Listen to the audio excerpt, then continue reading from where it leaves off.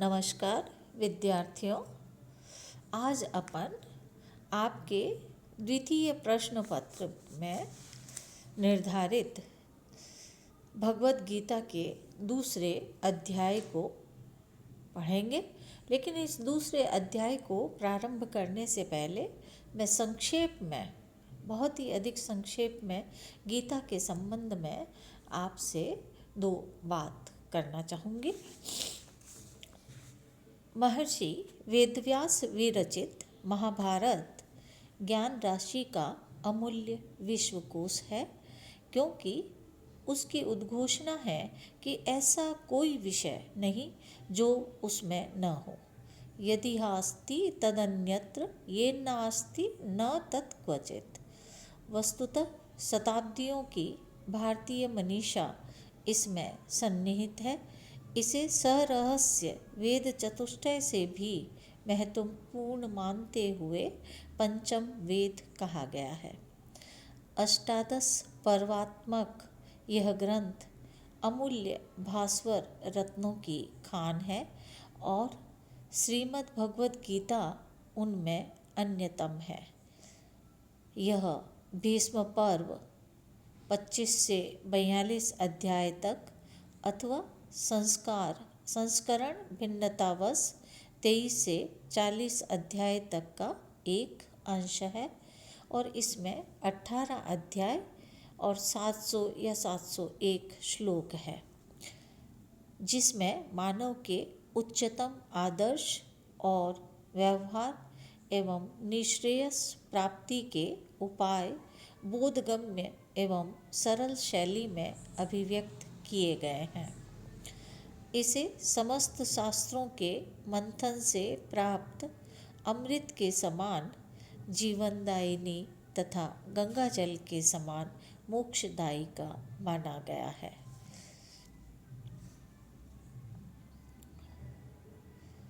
रणभूमि में जब पांडव और कौरव विपुल सेना के साथ विजय की कामना में प्रलयंकारी युद्ध के लिए तत्पर खड़े थे, उसी समय नितांत पराक्रमी एवं वीर्यवान अर्जुन ने दोनों पक्षों पर दृष्टि डाली और एक दूसरे के वध के लिए सन्नद्ध अपने ही संबंधियों को देखकर विषादग्रस्त हो गए, उद्विग्न हो गए और शस्त्र आदि का परित्याग कर रथ के उपस्थ भाग में बैठ गए।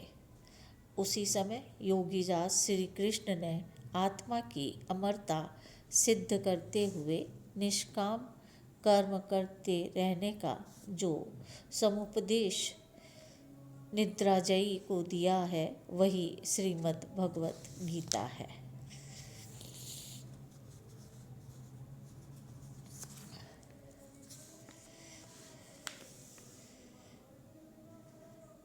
महर्षि वेदव्यास ने यह सब महाभारत नामक ग्रंथ में विस्तार से वर्णित किया। तत्रत्य प्रसंग के अनुसार श्री वैशंपायन जन्मेजय से कह रहे हैं कि जब कौरव और पांडव दोनों दल कुरुक्षेत्र के प्रांगण में आ पहुँचे तो एक दिन धृतराष्ट्र ने महर्षि वेदव्यास से कहा कि नेत्रहीन होने के कारण मैं महावीरों का युद्ध नहीं देख सकता, जो एक सौभाग्य की बात होती है। अपने तपोबल से नेत्र प्रदान कर देने के प्रस्ताव को धृतराष्ट्र ने अस्वीकृत कर दिया कि जन्म भर अंधे रहने के कारण अब इन चर्म चक्षुओं से अपनों का ही विनाश देखना उचित नहीं है।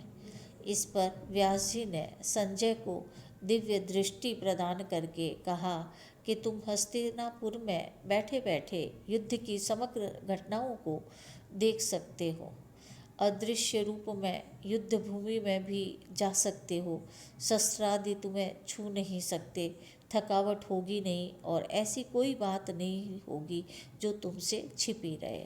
अतः तुम समस्त वृत्तांत राजा युधिष्ठिर को सुनाया करो। इसका संकेत स्वयं संजय ने गीता के अष्टादश अध्याय के 74-75 श्लोक में किया है तदनुसार जब संजय ने पांडवों की विजय के अनेक कारण बताए और 10 दिनों तक युद्ध होने पर युद्ध भूमि में भीष्म के पतन की घटना सुनाई, तो अपने पुत्रों के राजभ्रष्ट हो जाने के भय से धृतराष्ट्र ने जिज्ञासावश प्रश्न किया था, धर्मक्षेत्रे कुरुक्षेत्रे समवेता युयुत्सुवः मामका पांडवाश्चैव किं कुर्वत संजय।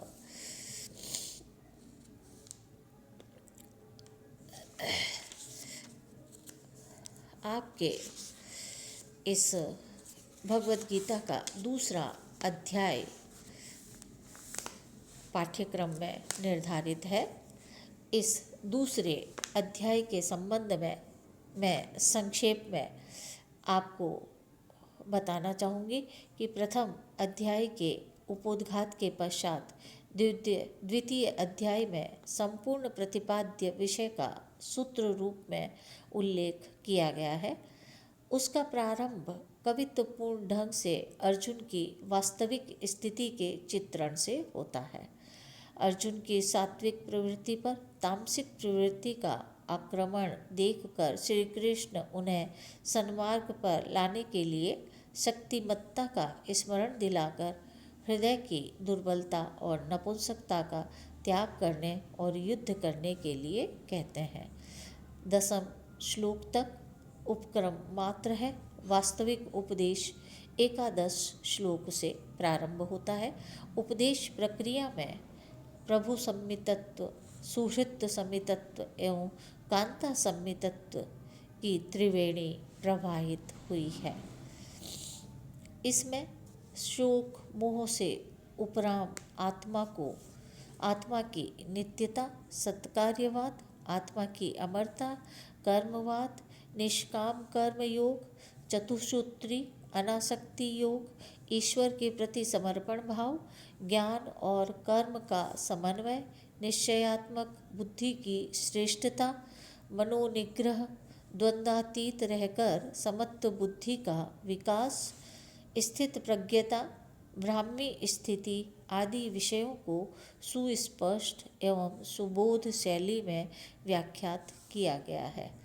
विषय के स्पष्टीकरण के लिए कुशल उपदेशक ने यत्र तत्र लौकिक दृष्टांतों का भी आश्रय लिया है, जैसे जीवात्मा के शरीर परिवर्तन के लिए वस्त्रों का, ब्रह्मज्ञान की महिमा के लिए जलाशय का, इंद्रिय निग्रह के निरूपण में कछुए का, वश में न की हुई इंद्रियों के द्वारा बुद्धि को विचलित होने में नौका का, तथा निष्कामी पुरुष की महिमा के लिए समुद्र का दृष्टांत आदि दिए गए हैं। यहाँ वेद विषय में प्रचलित 2 दृष्टिकोणों की ओर संकेत किया गया है। पहला, स्रोत सूत्रों में वर्णित यज्ञ यागादि से संबद्ध, और दूसरा उपनिषदों में वर्णित ब्रह्म या आत्मज्ञान से संबद्ध। प्रथम दृष्टि को पुष्पिता वाक कहा गया है, जो जन्म कर्म फल प्रदान करने वाली और भोग ऐश्वर्य प्रदान करने वाली है। श्री कृष्ण द्वितीय दृष्टिकोण के पक्षपाती है, जिसे उन्होंने सब ओर से परिपूर्ण जलाशय के समान माना है। अध्याय के अंत में एक महत्वपूर्ण प्रश्न की चर्चा है कि स्थिति प्रज्ञ किसे कहते हैं।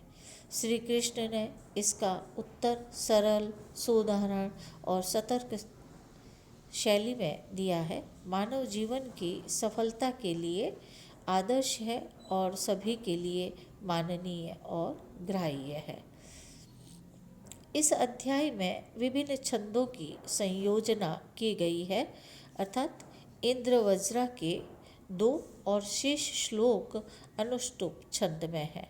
छंद प्रयोग में कवि की निरंकुशता भी परिलक्षित होती है। इस अध्याय का शीर्षक पुष्पिका के अनुसार सांख्य योग है, क्योंकि उपदेश का प्रारंभ इसी से हुआ है। यद्यपि 30वें श्लोक के बाद कर्मयोग का स्वरूप वर्णित है, यहाँ उसका शीर्षक उसके 3 श्लोक के आधार पर वैक्लव्यम मा स्म गमः रखा गया है, जो एक प्रेरणादायक वाक्यांश है। अर्थात मनुष्य को नपुंसकता को त्याग कर कर्तव्य कर्मों की ओर उन्मुख रहना चाहिए। आज के संदर्भ में राष्ट्र को ऐसे उद्बोधन स्वरों की आवश्यकता है। समग्र गीता में यह अध्याय अति महत्वपूर्ण है, क्योंकि मात्र इस अध्याय से गीता का स्वरूप, शिक्षाएं, कर्तव्य, कर्म, आत्मज्ञान आदि हस्तामलकवत स्पष्ट हो जाते हैं। श्री मधुसूदन सरस्वती आदि व्याख्याकारों ने यह स्पष्टतः माना है कि यह अध्याय गीता का सूत्र रूप है। संक्षेप में समस्त वक्तव्य अर्थ इसमें वर्णित है। इसका विस्तार आगे के अध्यायों में प्राप्त होता है। इस विषय में यह कहना असमीचीन न होगा।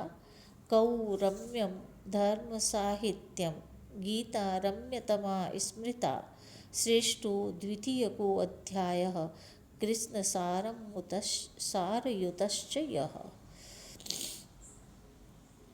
महाभारत के मूल संदर्भ में वैशंपायन कह रहे हैं कि युद्ध से विमुख अर्जुन की स्थिति को सुनकर और फलतः अपने पुत्रों के राज्य को सुस्थिर समझकर हर्षित धृतराष्ट्र की जिज्ञासा को शांत करने के लिए बात को आगे बढ़ाते हुए और प्रस्तुत संदर्भ में श्री कृष्ण ने अर्जुन को जिस युद्ध के लिए तैयार किया उसे बतलाने के लिए संजय कहने लगे हैं।